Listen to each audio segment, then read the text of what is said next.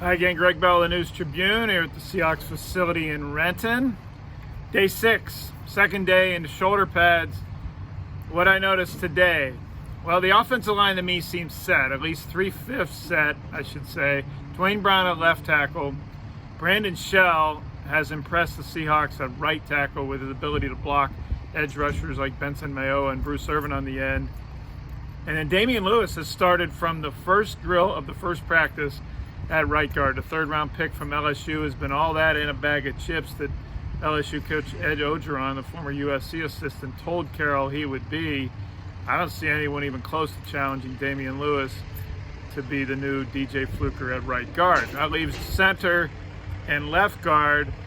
BJ Finney appears to be the center. He still probably will be. He didn't practice today. He got banged in the arm yesterday during drills. Ethan Posick, remember him? 2017 second-round pick. He was the center today. He's mostly been a guard and a tackle in his years with Seattle, but he was LSU's starting center 4 or 5 years ago. He had the choice today. Pete Carroll, he threw open, it is a competition at center. He threw Kyle Fuller in there, who's also a guard and played guard today. Threw Fuller's name in there as a center option as well. Of course, the Seahawks released Justin Britt on his road back from reconstructive knee surgery and the injury he got in Atlanta last October. Then they also released Joey Hunt. So the expectation is it's going to be Finney. They signed him in the offseason. He played more guard for Pittsburgh than he did at center, but he played 2 games last year and impressed people as Pouncey's replacement at center for the Steelers. Jamarco Jones is emerging to me as an option at left guard. I thought it was going to be Jordan Simmons, maybe Phil Haynes, the 2019 4th-round pick who missed all last year and injured reserve. Well, now Haynes is injured again. He didn't practice today. Pete Carroll didn't mention that as an injury, but Haynes wasn't practicing, and he's in a position he should be, so he's not exactly resting. So with Haynes out, Jamarco Jones at left guard, he was a pass rush drill today, was the stud of the drill, best lineman on the field. He stopped Benson Mayowa. He stopped L.J. Collier on 2 looping moves on consecutive downs when Collier was looping with Bruce Irvin. Jamarco Jones was drafted here 2 years ago by Mike Solari, the line coach, to be a left tackle. That's what he was at Ohio State. Last year he played right guard. First time he's ever played guard. Played when Fluker was hurt in the middle of the season and impressed the heck out of Carroll and Solari.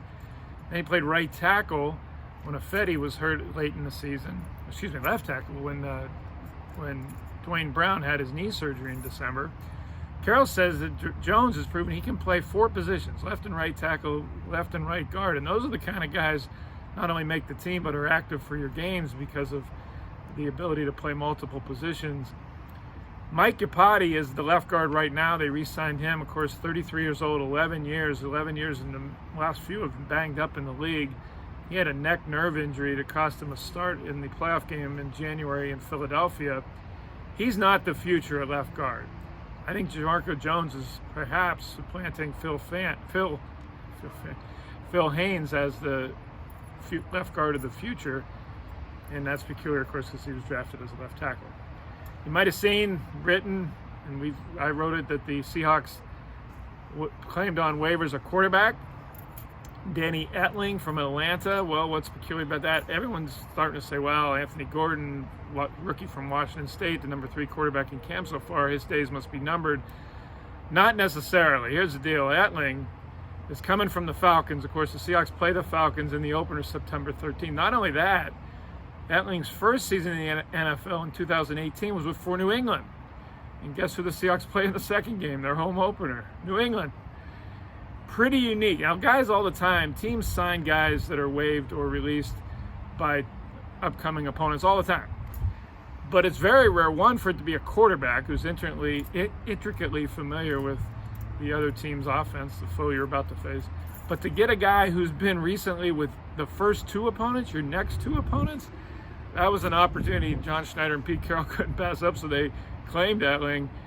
They had an open roster spot, so why not? I think the intel is maybe why he's here even more than perhaps to supplant Gordon as the number 3. It would make no sense to me to cut Gordon this early in camp after only 6 practices. He's barely had any chance to do any teamwork, and you're a couple weeks away from being able to put him on the practice squad, which is expanding to 12 or perhaps 16 players this year.